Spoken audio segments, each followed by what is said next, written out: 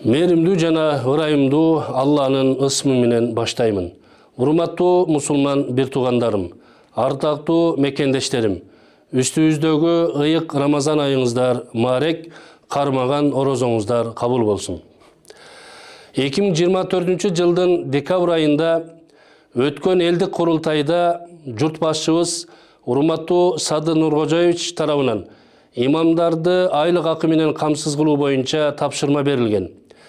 Биз диний башкармалык катары тапшырманы аткаруу алкагында көп ойлондук. Биздин өлкө светтик түзүлүш болгондуктан мамлекеттик бюджеттен имамдар үчүн каражат бөлүнүшү мүмкүн эмес болчу. Ошол эле учурда сырттан грант дагы издеп көрдүк. Бирок бир нече факторлор себептүү кайрадан өз мүмкүнчүлүгүбүзгө кайрылалы деп белсендик. Акыйкатта илгертеден эле молдолорду элибиз багып келгени маалым. Бул жолу дагы элибиз молдолорду камсыздап кетерине ишеним арттык. Бирок кандай механизм иштеп чыгуу керек эле? Кайсы булактан камсыздоого мүмкүн эле? Иши кылып кандай болбосун, молдолорду айлык акы менен камсыздоо зарыл болчу. Өзгөргөн дүйнө шартында молдолорго жетиштүү айлык каражатын таап беришибиз керек эле. Биз райондорго ис сапар менен тез-тез чыгып, дин кызматкерлери менен жеринде жолугушууларды өткөрүп жүрөбүз. Бишкек жана Ош шаарын эске албаганда көпчүлүк аймактардагы дин кызматкерлеринин улгайган имамдар экенине күбө болуудабыз. Алла Таала алардан ыраазы болсун.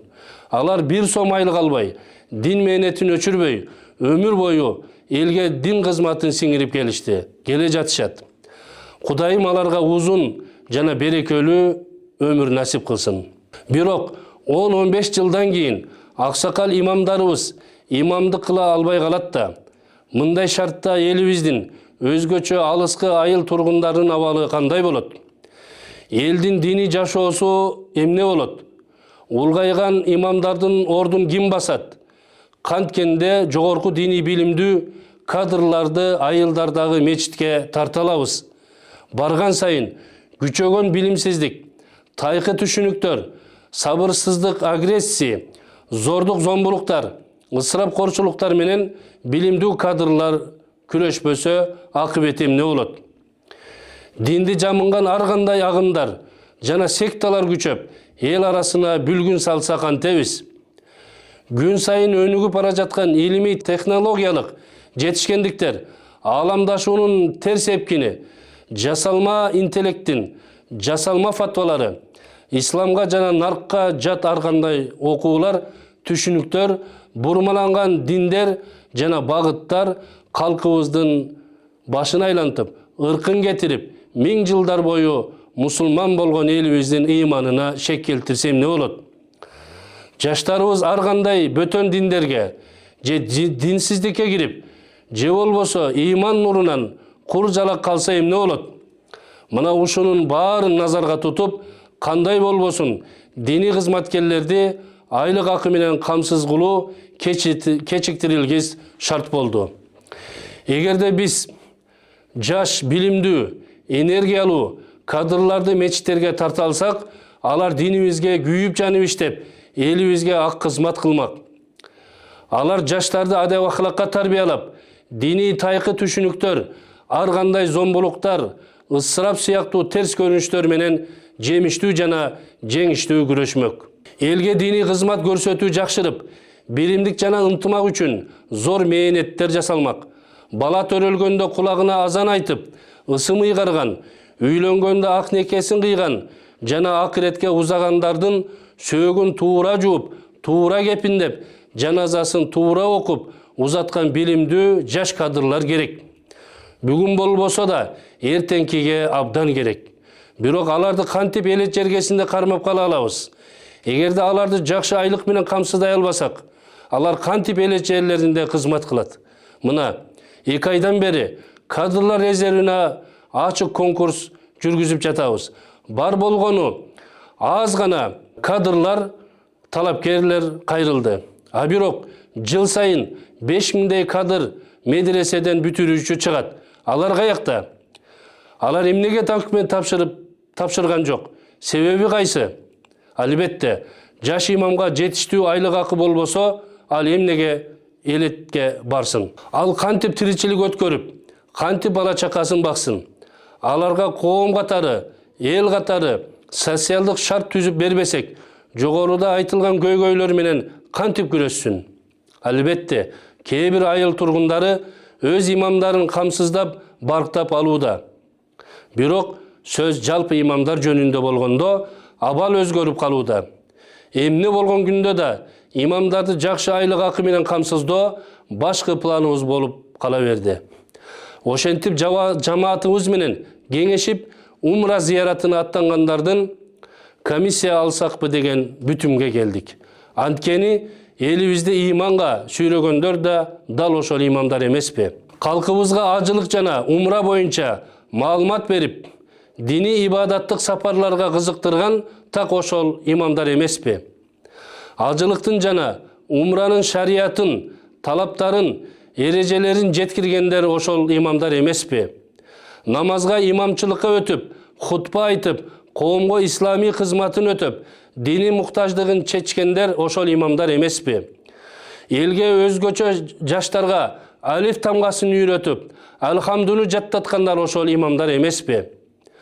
Умра дини ибадат болгондуктан анын нарктамасынан 9% комиссия алууну туура көрдүк. Бул боюнча сунушту алымдар кеңешине жолдоп, шариятка шайкеш келер келбесин сурап тактадык. Бүгүнкү күндө муфтиятта жана алымдар кеңешинде коомдун эң алдыңкы алымдары отурат. Эгер 9% алуу бирөөлөр жала жапкандай арам иш болгондо, алымдар эң башында эле четке какмак. Анткени ал жерде Алладан эң көп корккон такыба алымдар кызмат кылат. Бул биринчиси. Экинчиден, мыйзам боюнча да ажылыкты жана умраны уюштуруу укугу Кыргызстан мусулмандарынын дин башкармалыгына берилген. Демек, муфтият катары алгач умраны тартипке салуу керек болду. Умра боюнча алектенген ондогон фирмаларды аккредитациядан өткөрүп, аларга умра зыяратын шариятка ылайык өткөрүү талабын коюудабыз. Ошондой эле дини билимдүү кишилер умра башчы болушу керек деген талап кылып жатабыз. Анткени буга чейин умранын шариаттык мааниси жоголуп, жөн гана туризм же жыргал коштолгон кызыктуу сапар сыяктуу боло баштаган. Ар кандай адамдар ыйык сапарга жетектеп барып, бир катар шарий нормалар тебелене баштаган. Айталы махрам маселеси, миқат чектери жана башка. Ошентип, умра ибадатын тартипке салып, умрага барган зыяратчылардын укугун алдыга сүрөдүк. Ушул жана жогоруда айтылган жана айтылбай калып кеткен кызматтар үчүн 9% үлүштү имамдардын айлыгы үчүн ала турган болдук. Албетте, бул үчүн тиешелүү мамлекеттик органдардан уруксат алынган, мыйзамга шайкеш келтирилген, умра зыяратына аттанган жарандардан алынуучу акчалай каражат түздөн түз имамдардын айлыгына которулат. Ушул берекелүү Рамазан айынан тарта имамдардын айлыгы буга чейин 8.000 сом стипендия алып келгендер эми 15.000 сомдон алышат. Бул да болсо умрага барган жарандарыбыздын эсебинен болууда. Бул боюнча муфтияттын бухгалтери ар бир тыйынына чейин отчет берет. Кадырман журтчулук, урматтуу мусулман бир туугандар, коомубуздагы кээ бир жарандар ар кандай такталбаган маалыматтарды таратып, фитне салууда, аларга маани бербейли. Аллах Таалам берекелүү ыйык аятында: «Я айюхаллазина аману, ин жаакум фасикун бинабаин фатабайяну ан тусибу кауман bijahalatin fatusbihu ala ma fa'altum nadimin». О иман келтиргендер, эгерде бир фасык силерге кабар алып келсе, анын чын бышыгын тактагыла. Болбосо билбестен кайсы бир коомго зыян келтирип, кийин кылганыңарга өкүнүп каласыңар деп Хужра сүрөсүнүн 46 аятында эскерткен.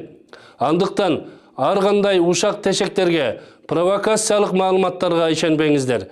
Жалпыбыз бир тилекте, бир билекте имамдарыбызды колдоп, сүйөп алалы. Жараткан Алла Таалам бардыңыздардан разы болсун. Ассаламу алейкум ва рахматуллахи ва баракатух.